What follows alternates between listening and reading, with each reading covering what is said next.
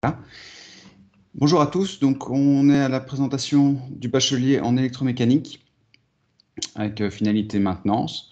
Donc on va passer par plusieurs petites présentations ici et vous allez pouvoir découvrir des petites vidéos que différents enseignants ont préparées pour vous. Mais c'est moi qui ferai le lien entre les différentes vidéos et qui vous expliquerai un petit peu la structure de la présentation. Sachez que cette présentation n'est pas totalement aboutie, il y a encore quelques éléments, mais une fois qu'elle sera totalement aboutie, elle sera à votre disposition et vous pourrez vous-même vous balader un peu dedans, parce que c'est un espèce de parcours qui vous permet de découvrir les bacheliers en électromécanique et en automatique, parce que c'est les mêmes profs qui interviennent globalement dans les deux options, dans les deux filières. Et on partage les mêmes bâtiments. Donc, comme vous le savez peut-être, je vais tout de suite y venir. On arrive, donc on commence la présentation mécanique. Les bacheliers en électromécanique et en automatique ne se déroulent pas sur le site de l'EFEC Woluwe. Nous avons deux bâtiments dans lesquels ils se déroulent. Le premier, ici, se trouve tout près de la gare de Schaerbeek et de la commune de Schaerbeek. Et le deuxième bâtiment se trouve sur le long du boulevard du Triomphe, comme vous pouvez le voir ici. Et donc là, c'est le numéro 173 de mémoire. Oui, ça, je crois que c'est 173. Et donc, vous avez la possibilité de vous rendre là. On va commencer par une petite vidéo, une première vidéo où je vais vous expliquer un peu ce qu'est l'ISAT au sein de l'EFEC. Donc, c'est un département où il y a justement les deux bacheliers techniques, électromécanique et automatique, qui y sont donnés. Et donc, je vais vous présenter un peu tout d'abord ce que c'est l'ISAT, et puis après, on rentrera plus en détail sur le bachelier en électromécanique. Donc voilà, je vous prépare la vidéo. Bonjour à tous et bienvenue. Je vais augmenter un peu le son. Maintenant, de l'ISAT. Qu'est-ce que l'ISAT? C'est une partie de l'EFEC où on forme deux bacheliers bien spécifiques qui ont une caractéristique commune, il s'agit de bacheliers techniques. On a les électromécaniciens et les automaticiens. Ces deux bacheliers techniques sont une voie royale vers une vidéo. Alors le son est très faible. Moi, en tout cas, j'entends quasiment rien. C'est quasi pas audible. Pas de problème, je vais augmenter tout ça. Une petite seconde. Tout ça, je vais augmenter tout ça.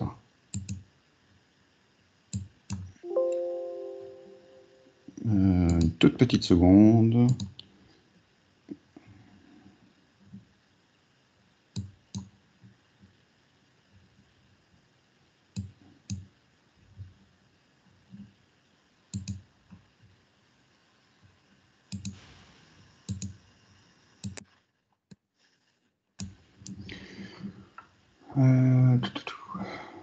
Voilà, bah écoutez, le son est malheureusement au son maximum partout. Donc je vais sans doute le faire moi-même. Voilà. Si. Donc, voilà, donc on a deux bacheliers, donc l'électromécanique et l'automatisation. À noter que ces deux métiers techniques, qui sont des métiers vers des boulots, c'est une voie royale vers des boulots à forte valeur ajoutée, dans la mesure où souvent dans les entreprises, on entre dans une position, et comme c'est des métiers techniques, on a la possibilité dans les grandes entreprises d'évoluer assez rapidement. Alors, on va... Voilà. Je vais...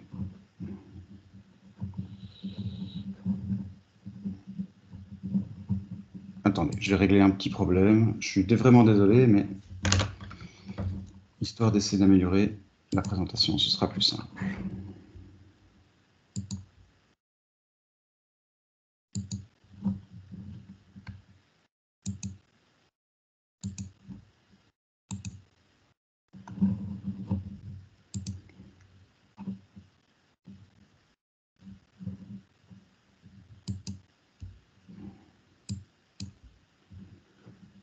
Voilà, bonjour à tous. Ah, je vais y arriver. On est parti.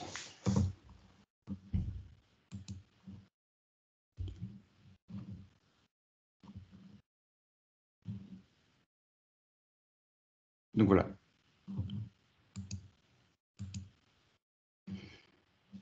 Donc, je vous présente ici donc, toujours la même map avec les deux sites. À noter que le premier site, Scarbeck, donc vous avez une photo ici, et le deuxième site, ici. Alors, vous avez les deux adresses. Petite aparté par rapport à ces deux adresses, ça peut faire peur un petit peu quand on arrive, on se dit « Ah, je vais devoir me déplacer d'un site à l'autre ». Pas d'inquiétude. En première, quand vous vous inscrivez, on va vous demander de préciser le site sur lequel vous préférez être. Alors, pour les électromécaniciens, vous avez le choix entre les deux sites, et la majorité de vos cours, voire il y a des semaines où ce sera tous vos cours, aura lieu sur ce site. Exceptionnellement, il se pourrait que les gens qui aient choisi le site de Triomphe, donc à Oderghem, tout près de la station métro Delta, doivent venir à Scarbeck, mais alors c'est une journée entière, parce qu'il y a certains laboratoires, vu que c'est le site historique, il y a certains laboratoires un peu plus spécifiques qui ne sont organisés que à Scarbeck. D'accord? Et donc voilà. Alors, donc vous avez effectivement la gare de Scarbeck qui est juste ici et les docks qui sont pas très très loin. La commune de Scarbeck est ici. Et donc là, le long du boulevard du Lambermont ici, vous avez le site historique. L'autre site, on va s'attarder une toute petite seconde dessus également. On va faire un petit zoom dessus afin de vous présenter l'environnement.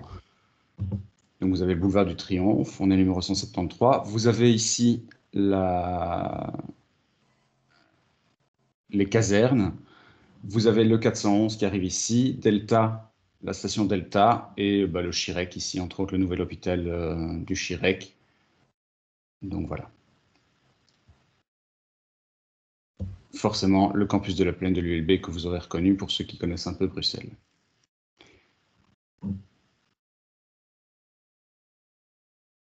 Voilà. On avance un tout petit peu dans la présentation et on va présenter maintenant la population. Alors, la population a fortement augmenté ces dernières années. En électromécanique, on voit une augmentation soutenue, mais légère mais soutenue. En automatique, on voit clairement une augmentation un peu plus conséquente. C'est la raison principale qui nous a amené à nous développer sur un nouveau site avec des nouveaux locaux, dans la mesure où le bâtiment historique ne nous permettait pas de nous étendre et de construire quelque chose. Et donc, on est maintenant sur 2 sites et cela nous permet de gérer plus facilement les classes, que vous ayez un environnement plus confortable. On va rentrer maintenant sur l'ADN de l'ISAT. Alors, vous avez eu la présentation générale de l'EFEC, l'accueil. Nous partageons toutes les valeurs de l'EFEC, bien entendu, mais on tient quand même à préciser un tout petit peu quelques éléments. On veut absolument souligner au niveau des valeurs le respect, le pragmatisme et la tolérance qui nous paraissent importants dans un contexte technique.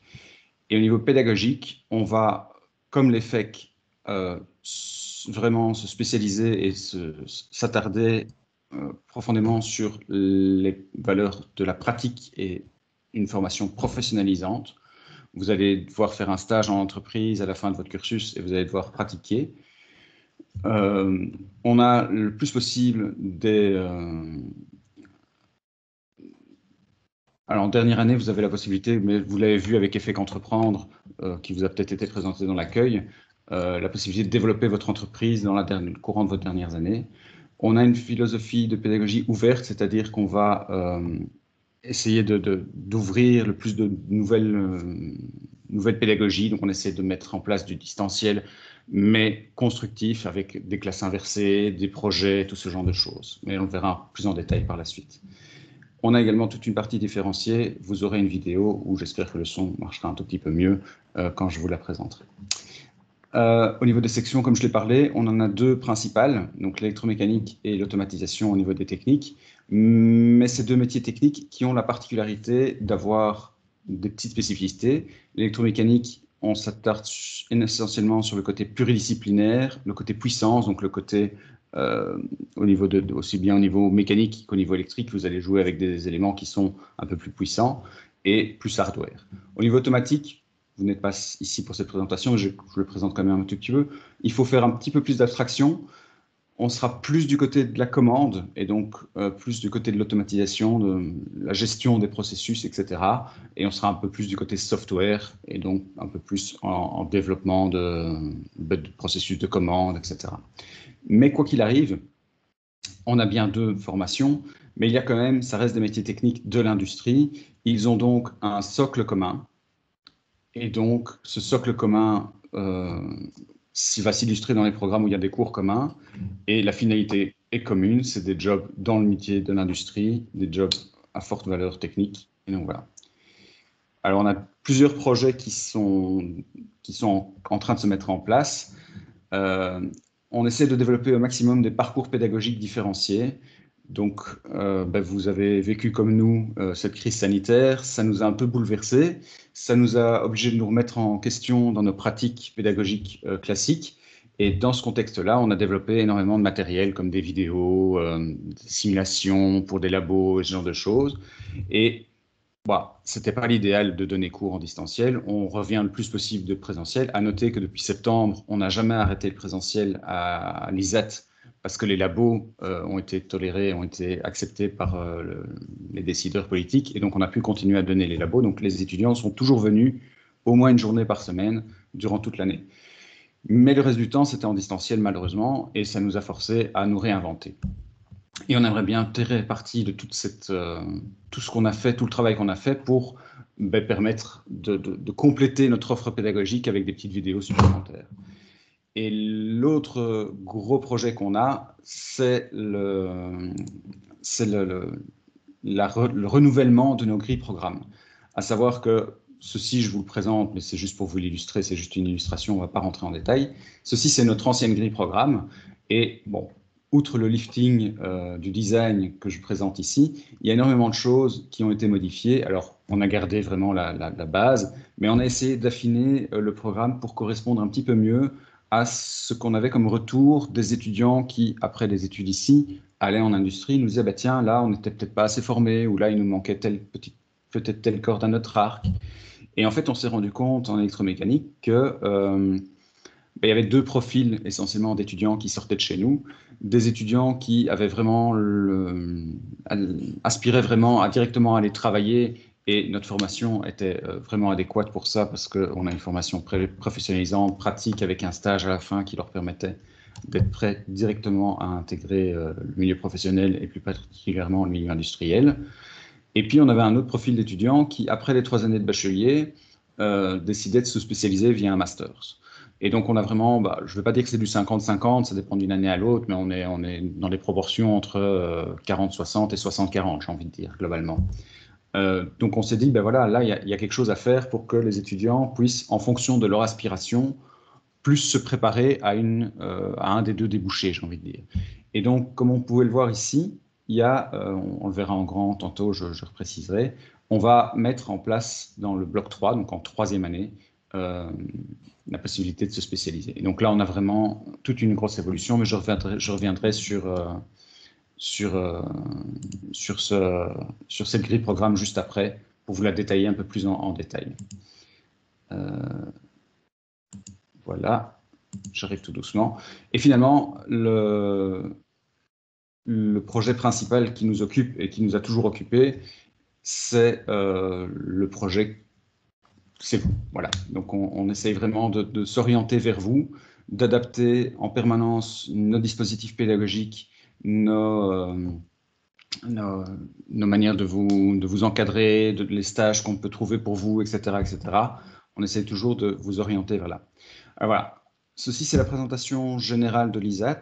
On va donc maintenant passer sur quelque chose d'un peu plus dynamique, où on va passer d'un endroit à l'autre. Je vais vous guider, entre guillemets, dans l'outil ici qui permet de parcourir en quelque sorte l'ISAT. Donc voilà, on a la grille programme, je vais aller tout de suite dessus, qui vous a été présenté en tout petit. Vous avez donc l'occasion ici de l'avoir en plus grand. Donc j'explique d'abord globalement la structure. Donc, comme tous les bacheliers, notre grille programme est composée en 3 blocs, bloc 1, bloc 2, bloc 3.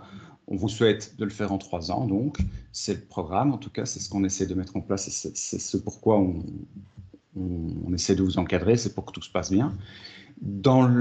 Chaque année, vous avez 2 semestres. Donc, le premier semestre ici, avec tous les différents cours. Alors, on parlera de cours ou d'unités d'enseignement de manière indifférenciée, l'un équivaut à l'autre. Donc, dans une unité d'enseignement, vous avez parfois plusieurs types d'activités d'apprentissage. Bon, c'est tous des termes un peu techniques, mais ne vous inquiétez pas. Vous avez un cours, et dans ce cours, vous avez plusieurs activités. Parfois, c'est des labos, parfois, c'est des cours théoriques. Parfois, ça va être un projet qui sera un peu différent. Mais donc, globalement, vous avez des unités d'enseignement qu'on va, de manière assez indifférenciée, parler de cours. OK ? Même si ce n'est pas le bon terme exact. Vous avez donc le premier semestre, et puis vous avez ici le deuxième semestre. Vous voyez qu'il y a certains UE, certains cours qui sont à cheval sur les 2 semestres, c'est-à-dire que c'est des cours qui se prolongent toute l'année, et donc voilà, c'est des cours qui nécessitent, j'ai envie de dire, un temps d'apprentissage pour que les choses arrivent un peu plus. Donc c'est par exemple tous les cours de langue. Pour apprendre une langue, il faut quand même avoir un certain laps de temps pour assimiler les choses, etc. On a également la dynamique de projet qui est ici, qui est un peu particulière, dans la mesure où c'est un cours où vous allez avoir 4 petits projets, et donc pour vous laisser le temps de développer ces projets, etc., on l'a également étalé sur toute l'année. Bon, voilà. À chaque fois, vous avez des raisons qui ont justifié le fait que ces UE, ces cours-là, s'étalent sur toute l'année. Vous pouvez le voir, on a un petit code couleur qui permet dans le Génie Lead à chaque fois de mettre en évidence. Donc quand vous avez les petites roues dentées là, c'est tous les cours qui sont plus en lien avec la mécanique. Quand vous allez sur de l'élec, vous avez ici les différents cours qui sont plus orientés sur toute la partie électricité du programme et ainsi de suite. OK. Voilà. Donc, ce qui est très important aussi et que vous voyez directement dans le programme EM, c'est que la 3e année a 2 spécificités. Première spécificité, je vous en ai parlé, on a essayé de mettre en place des options, OK, qui vont permettre, au moment où vous rentrez en 3e année, de vous spécialiser vers soit quelque chose d'un petit peu plus pratique et professionnalisant qui vous permettra d'être prêt à 100%, j'ai envie de dire, voire même à 110% quand vous sortez de chez nous pour aller travailler directement dans l'industrie. Et puis, il y a une option ici qui est plutôt la gestion industrielle, qui est plus orientée sur des cours peut-être un petit peu moins pratiques et un peu moins professionnalisants, mais qui vous permettra d'être mieux armé si jamais vous décidez de vous orienter vers un master par la suite. OK ? Donc voilà. Je rappelle aussi, parce que je vois que pour le moment, il n'y en a pas, je rappelle aussi que si vous voulez, à tout moment, vous pouvez m'interrompre en levant la main pour poser une question et je vous donnerai alors la parole pour interagir. N'hésitez pas, n'attendez pas la fin. L'objectif, c'est d'essayer de répondre à tout ce que vous vous posez comme question. Donc, si vous en avez, dites-la et on essaiera de répondre tout de suite. Par rapport à ces 2 options, je tiens à préciser qu'elles sont quand même conçues de telle manière à ce que si vous choisissez, par exemple, j'ai envie de dire l'option un peu plus pratique et professionnalisante ici, ça ne vous ferme pas du tout la possibilité à la fin de votre 3e année de se dire, tiens, finalement, moi je continuerai bien sur un master, j'avais pas entendu parler de ce master-là, mais il est quand même chouette, il m'intéresse quand même, j'ai quand même encore envie d'investir 1 ou 2 ans dans telle ou telle formation. Vous êtes tout à fait armé pour le faire. Vous aurez juste un peu plus de pratique à votre programme chez nous, mais ça ne vous empêche pas de vous lancer sur quelque chose un peu plus théorique après, dans un master qui sont toujours parfois un peu plus abstraits. À noter que si jamais vous choisissez, on va dire, l'option un peu plus orientée vers la continuité, vers un master, aucune inquiétude également, vous serez tout à fait préparé pour aller en industrie, vers des jobs qui seront peut-être moins pratiques ou quoi, ça dépendra vraiment de vos aspirations et ça ne coupera, quoi qu'il arrive, aucun des débouchés possibles du bachelier en électromécanique en général. Okay, donc voilà. L'avantage de cette option-ci, c'est que vous seriez peut-être un peu plus préparé pour les masters, mais ça n'enlève pas le fait que vous pouvez tout de suite aller travailler.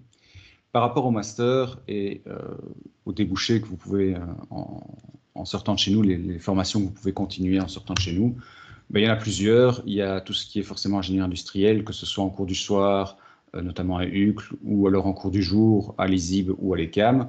Mais il y a également des masters, ou même à Mons, il y en a également à Mons, des masters, enfin en ingénieur industriel, il y en a un peu partout. Mais il y a également des masters en alternance qui existent, qui sont un bon compromis, j'ai envie de dire, entre les deux. Et donc voilà. Et la deuxième particularité du bachelier du troisième bloc, de la troisième année, c'est qu'au deuxième semestre, eh bien, on vous a assez vu, on vous fout dehors et vous faites votre stage et votre portfolio, enfin plutôt votre stage surtout, et votre travail de fin d'études en entreprise. Et donc là, vous serez pendant tout un semestre, donc 3 mois et demi, 15 semaines pour être précis, en industrie avec un projet de l'industrie. J'y reviendrai un peu plus tard, plus en détail. Donc voilà pour la structure du programme et les différents composants. Je vais maintenant vous présenter nos bâtiments. Alors je vais commencer par Triomphe. Donc, comme je le rappelle, vous avez la possibilité d'inscription de préciser si vous préférez être sur Triomphe ou sur Schaerbeek. Donc Triomphe, c'est ici, c'est près de Delta, et Schaerbeek, c'est tout près de la gare de Schaerbeek. Je vais commencer par Triomphe parce que, comme vous pouvez le voir, la structure, en fait, c'est un bâtiment de bureau et on a aménagé. Vous avez notamment un labo pluridisciplinaire, vous avez des salles informatiques et puis vous avez des salles de cours un peu plus classiques. Okay, mais le bâtiment est assez classique. On occupe 2 étages du bâtiment à Triomphe. Ça, c'est pas la bonne photo, mais c'est pas très très grave. Et donc voilà. Et puis vous avez l'autre bâtiment ici, qui est le bâtiment historique, j'ai envie de dire, dans lequel il y a les labos qui sont un peu plus spécialisés. Donc à partir de la 2e EM, il est fort probable que vous ayez au moins une journée sur le site de Schaerbeek pour des labos qui sont un peu plus pointus, où le matériel est un peu plus cher, pour le dire concrètement. Et donc, c'était impossible de dupliquer l'ensemble des labos. C'était pas pertinent, et donc voilà. Et qui plus est, en 3e EM, là par contre, la majorité de vos cours, voire tous vos cours, seront à Schaerbeek. Sauf si vous avez des cours encore en 2e qui pourraient être éventuellement à Triomphe. Mais en général, alors on essaiera vraiment de vous mettre dans les groupes de Schaerbeek, même pour les cours de 2e, comme ça vous ne devez pas aller d'un site à l'autre. Alors, le schéma ici représente globalement assez bien le bâtiment, c'est-à-dire qu'il y a 4 étages dans le bâtiment principal, et puis on a un accord avec l'école d'à côté, et on occupe des étages chez eux. Il y a plusieurs cages d'escalier, comme vous pouvez le voir. Il y a une petite cage d'escalier qui permet ici en interne de monter.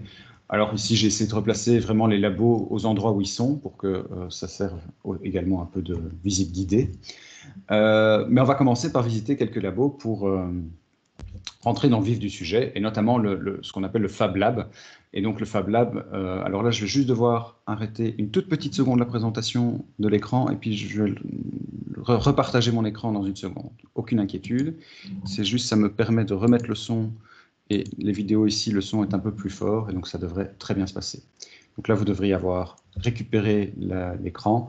Je vous mets tout de suite les vidéos, et vous allez rencontrer mon collègue, Monsieur Kammermans, qui va vous présenter. Bienvenue dans le Fab Lab de l'ISAT. Il s'agit d'un atelier dans lequel nous mettons à disposition des étudiants des appareillages pour prototyper et réaliser physiquement les projets. On a des imprimantes 3D, des routeurs CNC pour découper par exemple du bois, du matériel électronique, de quoi souder, de quoi découper, etc.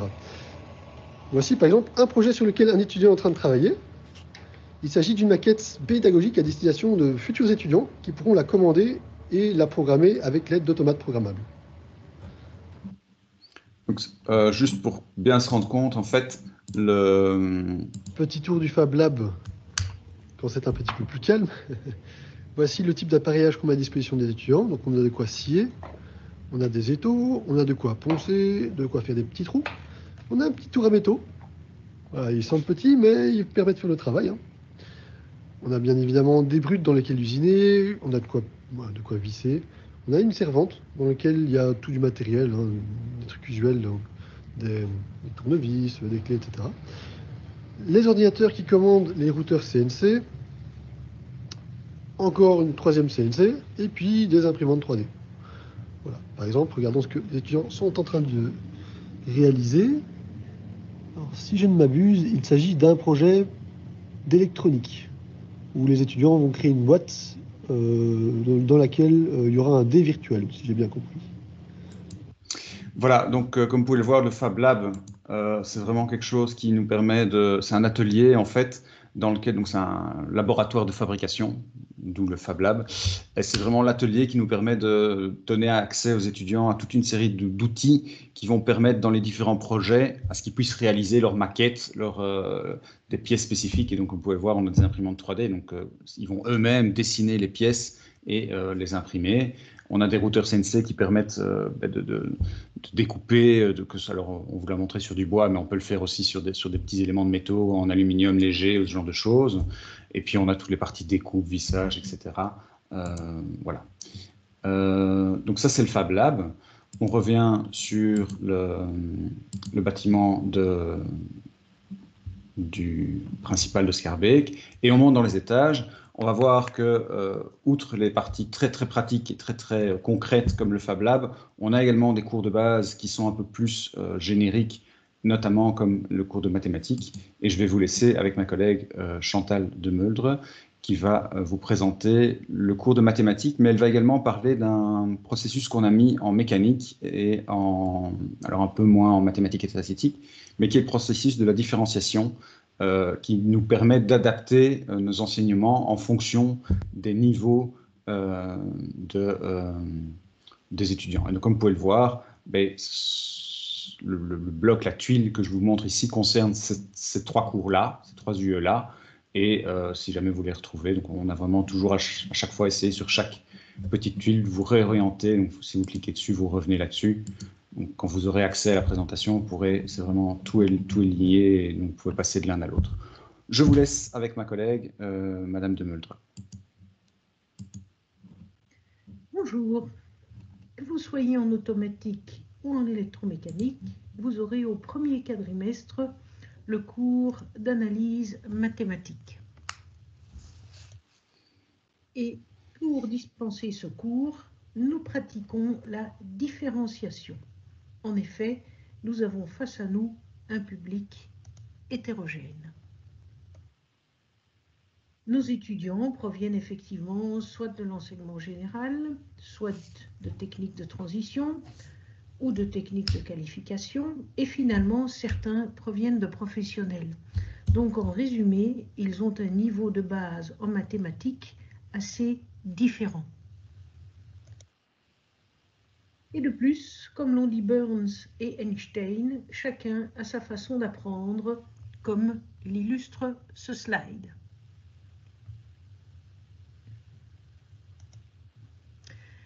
Alors, venons-en au programme. Nous avons les prérequis qui sont algèbre de base et équations et inéquations du premier et second degré. Nous abordons les éléments de géométrie analytique, les notions de trigonométrie, les fonctions, la modélisation mathématique, la résolution d'équations et d'inéquations, et nous faisons des études des variations, dérivations et optimisation. Et à chaque fois que nous le pouvons, nous appliquons ce qui vient d'être vu à des applications techniques. En effet, nous concevons les mathématiques comme un outil qui nous permet de résoudre des problèmes techniques. Ce que nous retrouvons d'ailleurs dans les acquis d'apprentissage qui sont visés. En particulier, vous devrez être capable d'analyser, d'expliquer un problème, tant dans les domaines mathématiques que techniques. Vous devrez pouvoir acquérir les méthodes et outils mathématiques qui sont nécessaires à la compréhension, à la modélisation et à la résolution de problèmes techniques. Vous serez capable d'utiliser les mathématiques pour la compréhension et la modélisation des phénomènes physiques, tant électriques que mécaniques. Donc voilà, comme je vous le disais, vraiment pour nous, les mathématiques seront plus vues comme un outil. Je vous ai dit que nous pratiquions la différenciation. Voyons d'abord ce que nous faisions jusqu'en 2017-2018. Auparavant, il y avait 12 heures de cours théoriques en classe. Il y avait à peu près 3 classes, chacune de 65 à 70 étudiants. Et ceci, en parallèle, il y avait 24 heures de travaux pratiques, donc d'exercices en groupe d'une quarantaine d'étudiants, à savoir donc 5 groupes. En travaillant comme cela, nous constations une disparité des acquis en matière de prérequis, une inhomogénéité des classes qui grandissait de plus en plus, une difficulté d'assurer une progression de tous les étudiants et la disparition progressive des meilleurs étudiants. Pour y remédier, nous avons introduit un test d'aptitude qui nous permet de répartir les étudiants dans des groupes plus homogènes et d'ainsi mettre en place la différenciation. C'est ce que nous faisons depuis 2018-2019. Ça veut dire que actuellement, on a différents groupes, un groupe de forts, un groupe de moyens forts, moyens faibles et un groupe de faibles. Vous voyez que le nombre d'heures de mathématiques n'est pas le même suivant les groupes. Et au total, ça nous fait à peu près 6 groupes de 35 étudiants. Quelle est l'organisation de ces différents groupes? Alors tout d'abord, nous insistons sur le fait que les appellations de ces groupes n'est en rien discriminatoire. Et donc, notre but est d'amener tous les groupes à un niveau minimum de compétences permettant à chacun d'avoir les connaissances requises pour pouvoir suivre valablement les cours techniques pour lesquels des notions mathématiques sont nécessaires. Donc, vous constatez qu'il y a le groupe dit fort. Bien, ces étudiants-là auront moins de présentiel. Ils feront une étude en classe inversée, c'est-à-dire à la maison, de la théorie et des exercices de base. Ils prépareront tout ça chez eux et ils viendront en présentiel pour faire des exercices de dépassement. Pour les groupes dits moyens, il y aura un rappel de la théorie avec une insistance sur les points sensibles. Ils devront préparer une partie des exercices à domicile et il y aura un coaching plus ciblé des exercices de dépassement en présentiel. Et pour les groupes faibles, l'accent sera mis sur les fondamentaux, sur les bases de la théorie. Donc il y aura un travail des exercices de base qui cette fois-ci se fera en classe et il y aura quelques exercices de dépassement qui seront également abordés. J'insiste bien, notre but étant d'amener tous les groupes à un niveau minimum de compétences pour pouvoir ensuite suivre valablement les cours techniques. Alors, des évaluations sont organisées. Il y a des évaluations qui sont formatives. On fait tout au long de l'année des interros bonus pour favoriser le travail de l'étudiant au jour le jour. Et ces interros sont adaptés au groupe de force auquel l'étudiant appartient. Il y a également une interro dispensatoire qui est organisée fin décembre, ainsi que des évaluations certificatives par le biais des examens de janvier, une seconde chance si nécessaire vers Pâques et une seconde session si nécessaire également. Mais tant dans le cas des interros dispensatoires que des évaluations certificatives, toutes les questions sont identiques pour tous et la pondération est prévue telle que il y ait 12 points sur 20 qui correspondent aux compétences minimales qui doivent être acquises. Et les 8 points restants sur 20 constituent un dépassement. En procédant de la sorte, dès la première année de la mise en œuvre de la différenciation, nous avons constaté une amélioration globale du niveau dans tous les groupes. Par exemple, dans le groupe des faibles, comme vous pouvez le voir, nous avons eu 19% de réussite, ce qui était loin d'être le cas les années précédentes. On a eu vraiment une nette amélioration. Alors pour savoir si cette méthode convenait à nos étudiants, nous avons fait une évaluation des enseignements par les étudiants. Et ici sont repris les points les plus importants de cette évaluation. À la question « Que pensez-vous de l'organisation en groupe de niveau ?» on constate que globalement 83% des étudiants sont satisfaits. Et si on regarde plus en détail, que ce soit dans le groupe des forts ou dans le groupe des moyens ou dans le groupe des faibles, ils sont tous au moins à 82% satisfaits. Et on constate même que les faibles sont très satisfaits. Donc, pour nous, c'est évidemment très important. À la question, vous sentiez-vous à votre place dans votre groupe? On constate que globalement, la réponse est à 86% favorable. Et en détail, on constate que c'est la même chose, tant chez les forts que chez les moyens, que chez les faibles. Donc, tout cela est évidemment fortement encourageant. En conclusion, on a constaté, donc, suite à cette évaluation des enseignements, qu'il y avait un accueil et un bilan positif de la part des étudiants et des enseignants, qu'il y avait également une diminution importante de l'absentéisme et surtout une amélioration des résultats. Je vous souhaite une bonne visite virtuelle et peut-être à bientôt. Au revoir.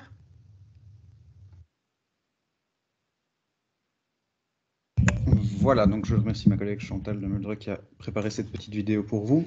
Je tiens à préciser qu'il y a beaucoup de notions qui ont été mises en place dans ces cours-là, qui sont en fait également appliquées dans d'autres cours, notamment quand elles parlent des interros formatives. En fait, on se rend compte que le principal problème, la principale difficulté pour les étudiants qui viennent du secondaire, c'est que la première année, ils doivent changer un peu leur manière d'étudier, leur manière de se préparer aux interros et aux examens, dans la mesure où il y a dans le supérieur souvent que des examens à la fin du premier semestre. Et donc, ce qu'on a mis en place surtout en première année, mais parfois encore même en deuxième et voire même en troisième, c'est des éléments comme des labos qui sont cotés, qui permettent déjà aux étudiants d'avancer, si j'ai envie de dire, vers une réussite. On a également mis en place, comme elle l'a précisé pour le cours de maths, des interros dispensatoires, c'est-à-dire que c'est des interros que si vous la réussissez, eh bien, vous n'avez plus cette partie-là à l'examen. Si vous la réussissez suffisamment bien. Il faut réussir avec, en général, la note est fixée à 12 sur 20. Mais voilà, donc ce qu'on s'attend surtout, c'est qu'il y ait une maîtrise suffisante et claire, nette, précise des étudiants de certains concepts qui nous permettent de se dire, ça ne sert à rien de réinterroger dessus. On voit qu'ils maîtrisent cette partie-là, autant qu'il consacre son temps sur la prochaine partie. À noter, par exemple, comme un cours comme informatique qui avant était donné en première, mais qui prochainement, dans le nouveau programme, sera donné plus en deuxième. Ces interros dispensatoires peuvent vous amener même à ne plus avoir d'examen. Si vous réussissez toutes les dispenses, vous n'aurez plus d'examen. Okay, donc ça, c'est un concept qu'on a vraiment essayé d'étendre et d'appliquer dans toutes les UE, ou dans la majorité d'UE, surtout en première année, quoi. Donc voilà. Bien, je reviens sur notre petit parcours du local de Schaerbeek, du bâtiment de Schaerbeek. Après avoir visité les maths, on ne va pas visiter toutes les tuiles, hein, on va visiter quelques tuiles. On va rapidement aller dans le labo d'électricité, qui est ici, où mon collègue, M. Hirsou, va vous présenter brièvement le labo d'électricité. Et à noter qu'il y a des vidéos qui sont prêtes ici, on ne va pas toutes les regarder. On va juste regarder M. Hirsou qui va vous présenter un petit peu le principe général du cursus en électricité dans la formation en électromécanique. Alors, bonjour à tous, Hirsou Laurent. Alors ici, je me trouve dans un local d'électricité, de laboratoire électrique. Alors ici, se donnent plusieurs cours, donc des cours de maintenance électrique industrielle, des cours de laboratoire en première, deuxième, troisième année, en électromécanique, mais aussi en automatique. Alors, vous avez ici, plusieurs appareils de mesure. Alors, on voit ici, par exemple, que je peux réaliser différents types de démarrage moteur. Donc ici, par exemple, un démarrage moteur à rotor bobiné. Donc ici, j'ai du matériel pour trouver, par exemple, ici le couple en fonction de la vitesse, de trouver les courbes et de savoir donc quel comportement a ce moteur. Donc, pour quel type d'application? Donc, ici, c'est un type de moteur, mais alors, en laboratoire, on en utilise plein d'autres. Donc, le moteur asynchrone, à cage, triphasé, On étudie ici des démarrages par variateur de vitesse, par démarreur progressif et ce genre de choses. Donc on étudie plein de démarrages moteurs. Donc ça, c'est surtout ce qu'on fait en deuxième année. En première année, ce que l'on fait surtout, c'est tout simplement donc l'étude générale des composants électriques de base, donc c'est-à-dire le condensateur, les résistances, les selfs. On étudie donc leur comportement dans différents circuits et donc on fait différents types de calculs.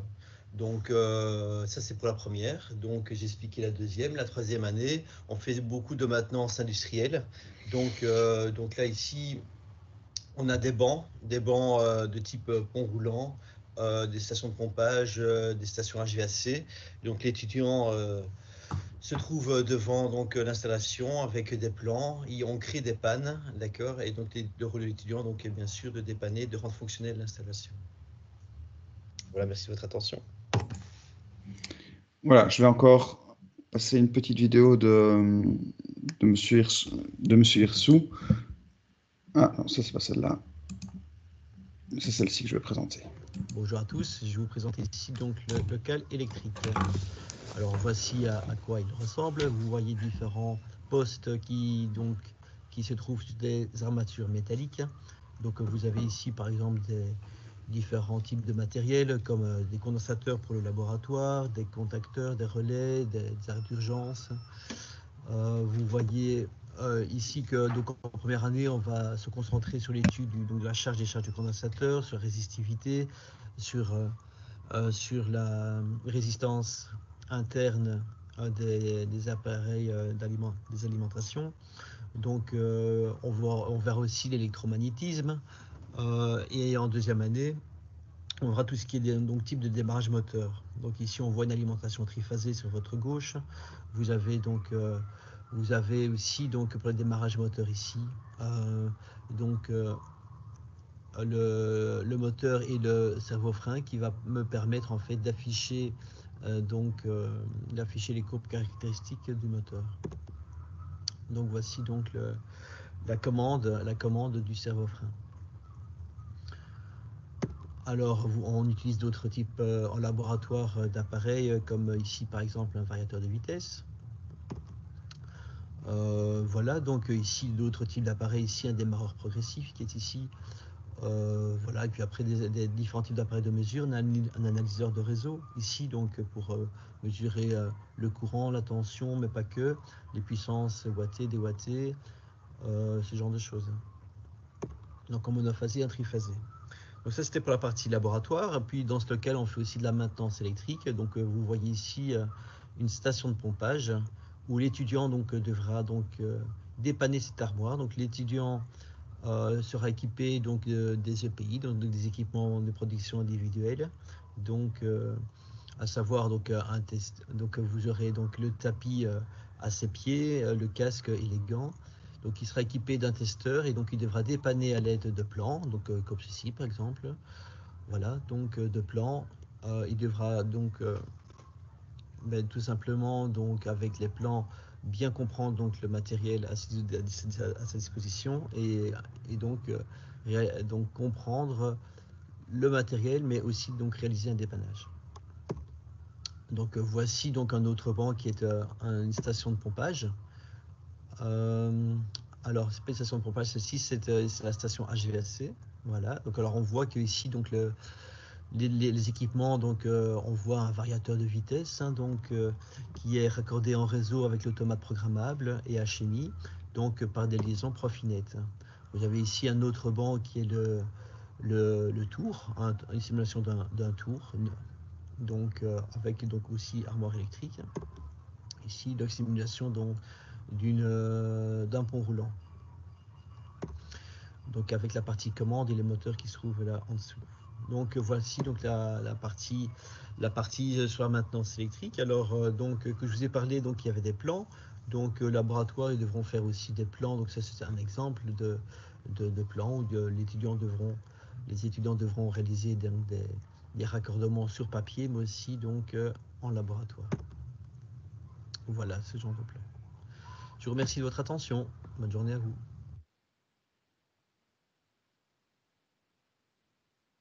Voilà, donc on va repasser maintenant Donc, comme je vous l'ai dit, on ne va pas visiter tout le bâtiment parce qu'il y a beaucoup de labos, etc.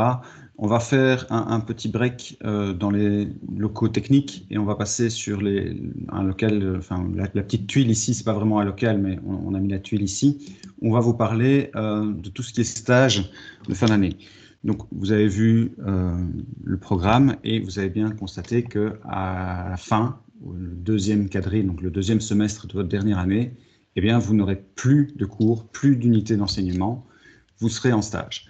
Pendant ce stage, vous allez devoir trouver essentiellement vous-même. Donc, on a des accords avec des entreprises. Chaque année, on a 7-8 stages TFE chez Veolia.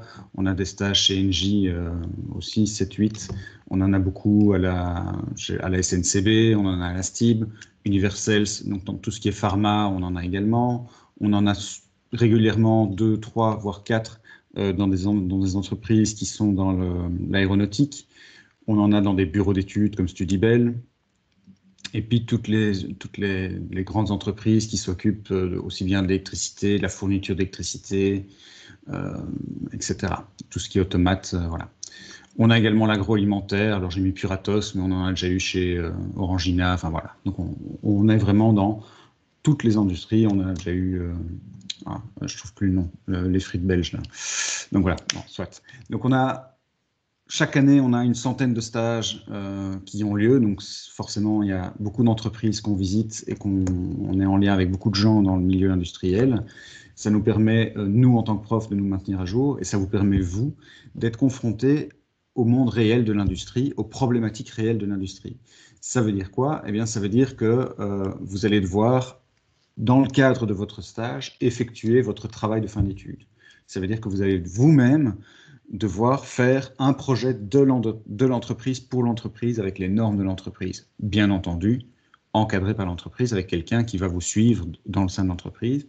Et il y aura un relais au niveau de l'école, à savoir un promoteur qui sera chargé de vérifier que tout se passe bien, que vous avez le matos nécessaire, que vous avez le temps nécessaire pour réaliser votre projet, que le projet que vous réalisez est au niveau des exigences que nous avons pour les travaux de fin d'études, pour les bacheliers professionnalisants en électromécanique, etc., etc. Donc là, je tenais quand même à insister sur cette partie-là, parce que ça va quand même être un 6e de votre formation, on va être là-dedans, et vous allez vraiment pouvoir intégrer l'entreprise et y vivre au jour le jour pendant 15 semaines. Donc c'est quand même une longue période, mais ça permet vraiment de vous rendre compte du boulot que vous allez devoir y faire, etc., etc. Voilà, donc je ne me suis toujours pas interrompu pour des questions, mais n'hésitez pas, je le tiens à le rappeler, à lever la main si vous avez la moindre question, hein. Notamment sur les stages et travaux de fin d'études, qui est quand même un peu l'aboutissement de votre formation. Voilà, hop, je dois cliquer là-dessus pour revenir sur le bâtiment. Par rapport à la dernière année, il y a aussi une autre spécificité, c'est tout le concept d'internationalisation. Alors, ici, je ne vais pas montrer grand-chose, je vais juste en parler brièvement. En fait, dans la nouvelle grille que nous mettons en place, vous allez avoir des cours d'initiation, d'introduction, de remise à niveau, j'ai envie de dire, dans tout ce qui est langue, et en l'occurrence, à l'EFEC, en électromécanique, on incite sur l'anglais, donc vous n'avez pas de cours de néerlandais, uniquement des cours d'anglais. Et on insiste très fort sur la pratique. Donc, on va voir de la grammaire de base, etc., etc. Mais on insiste très fort sur vous pousser à pratiquer la langue, quand bien même vous ne parleriez pas comme un texte de Shakespeare. L'idée étant vraiment de vous lancer dans une langue, et voilà. En deuxième année, il y a également une étape importante où vous aurez la possibilité de participer à des semaines internationales, c'est-à-dire des semaines d'échange avec d'autres hautes écoles en Europe, où vous allez pendant une semaine être plongé avec d'autres étudiants, mélangés de différents horizons, de différentes cultures, de différents, parfois même des bacheliers pas identiques, pas tout à fait les mêmes, toujours dans le même domaine, mais pas nécessairement, vous allez peut-être être avec un automaticien alors que vous êtes en électromécanique dans des projets, et vous allez devoir faire ce projet avec toute cette diversité qui vous encadrera, qui vous entourera, dans laquelle vous serez baigné. Ça va vous forcer forcément à vous extérioriser, à parler un peu les langues. Ce n'est pas une activité obligatoire, il y a d'autres activités qui peuvent la remplacer, mais on essaye vraiment de mettre et de pousser le plus d'étudiants à aller là-dedans. Pour le moment, c'est encore un petit peu faible. Il n'y a pas encore énormément d'étudiants qui y vont, une 10-15aine, j'ai envie de dire, par an. Mais on essaye vraiment de pousser ça et d'essayer d'augmenter cette expérience qui est vraiment enrichissante pour les étudiants, aussi bien au niveau culturel et de la langue qu'au niveau technique, parce que vous allez rencontrer des gens avec d'autres compétences sur des projets que vous n'avez peut-être pas l'habitude de faire chez nous, et donc c'est vraiment un plus dans votre formation d'aller à ce genre d'événement. Et puis finalement, la 3e année, vous avez la possibilité au 1er semestre de faire un Erasmus, et donc là, c'est tout le semestre que vous allez passer dans une autre haute école, essentiellement en Europe toujours, même si on a déjà eu 2-3 expériences en dehors de l'Europe et ça se passe très bien. Et notamment, comme vous pouvez le voir ici, le drapeau du Canada, on a un partenariat avec un cégep, le cégep de Matane, donc Matane étant la ville, au Canada, dans la partie francophone du Canada. Et donc là, il y a moyen d'aller pendant tout un semestre au Canada. Il y a même une notion de bidiplomation, donc vous avez la possibilité de sortir à la fin de votre 3 années d'études avec un diplôme de l'EFEC et un diplôme du cégep de Matane. Donc ça, c'est fortement intéressant pour ceux qui sont intéressés, sachant que c'est en français de la majorité des cours, même s'ils ont des cours en anglais. Et, voilà. Donc ça vous permet vraiment une expérience complète. Donc ça, c'est pour un Erasmus. Donc là, c'est des cours que vous allez suivre dans une haute école, dans un autre pays, ou en Flandre. Ceux qui ont envie de se spécialiser en néerlandais, il y a peut-être moyen d'aller chercher une haute école en Flandre qui propose des formations et donc d'avoir cette possibilité-là également. Et finalement, au 2e semestre de votre 3e année, vous avez aussi la possibilité pour votre stage, votre travail de fin d'études, de le faire dans une entreprise à l'étranger. Donc pour ça, il faut se déclarer assez vite dans la 3e année quand vous commencez à chercher votre stage pour qu'on puisse vous encadrer un peu plus spécifiquement sur cette notion de recherche de stage à l'étranger. Et puis, il suffit de trouver une entreprise qui est prête à vous accueillir.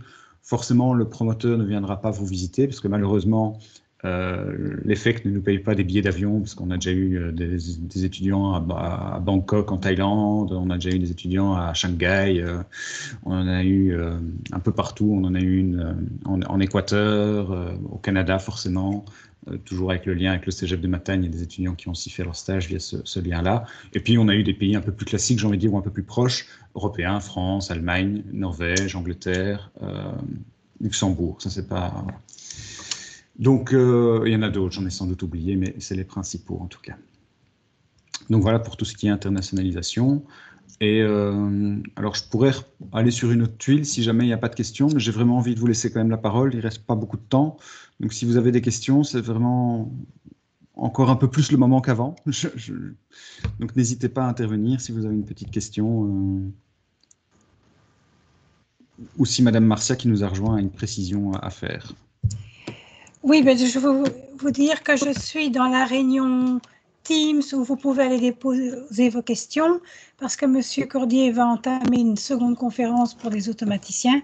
Donc, pour le laisser souffler 5 minutes, si vous avez des questions, n'hésitez pas à passer par le stand et cliquer sur questions-réponses en direct. Nous sommes là pour répondre à tes questions. Il est marqué « Clique » ici.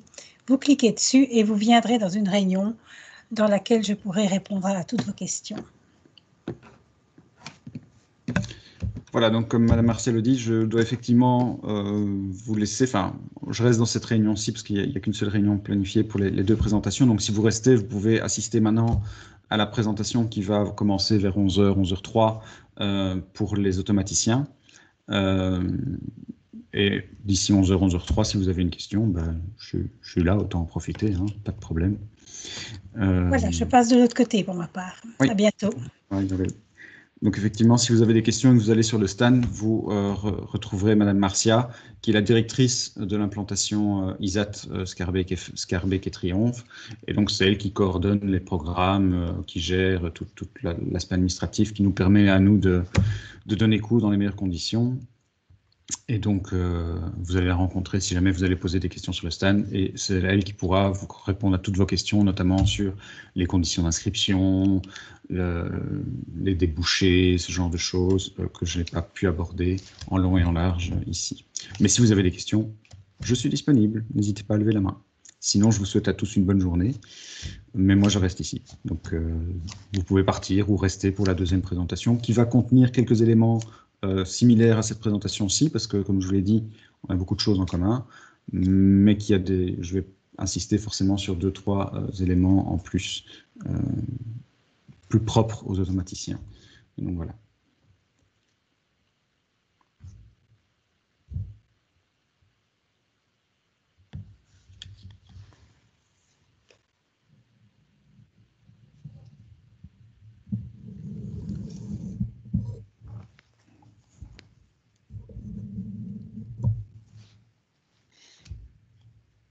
Il n'y a vraiment personne qui a une petite question? Personne, j'ai été suffisamment clair pour que tout le monde ait tout compris et sache ce qu'il va faire les 3 prochaines années de sa vie. Je ne connaissais pas ce pouvoir, mais tant mieux. Je vais arrêter l'enregistrement si jamais c'est ça qui vous perturbe.